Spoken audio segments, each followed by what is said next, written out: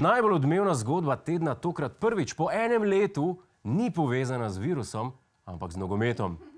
12 evropskih klubov je namreč šokiralo nogometni svet z novico, da ustanavljajo elitno Superligo.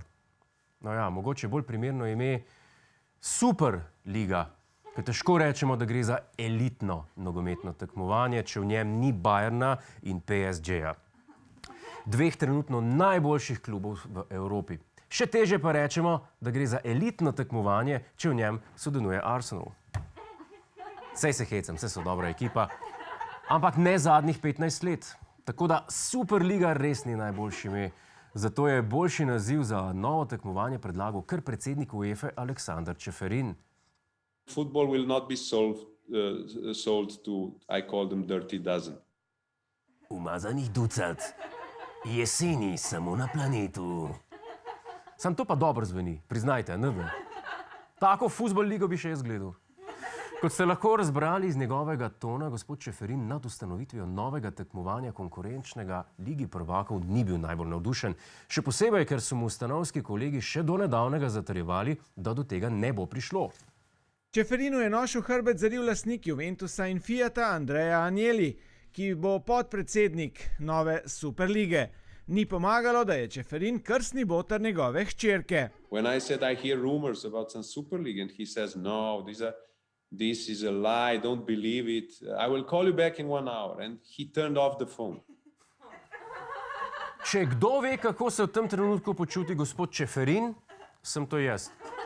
Da ti najboljš prijatelj ves cajt zagotavlja, da nima nič za bregom, pa gre pa naredi isto stvar, kot delaš ti, sam nekje drugje. In tudi gospod Čeferin se je na novico o ustanovitvi neposredne konkurence odzval enako kot jaz, z grožnjami. Čeferin je še odločno dejal, da kolikor hitro bo mogoče, bo ducat umazanih klubov izključenih z vseh UEFA-inih tekmovanj. Igralci pa ne bodo smeli več igrati za reprezentance.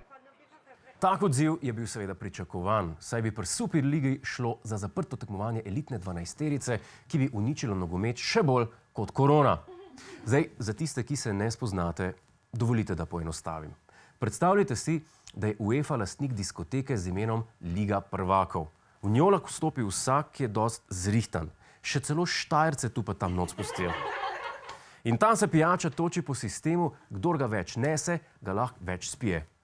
Nova Superliga pa bi bila zabava v VIP loži, v katero ne moreš vstopiti, tudi če eksaš boljš od vseh ostalih.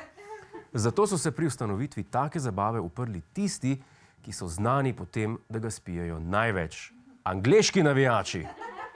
Po protestih otoških ljubiteljev nogometa je ponoči od projekta odstopilo vseh 6 angleških klubov. Danes uradno še Atletico, Milan in Inter.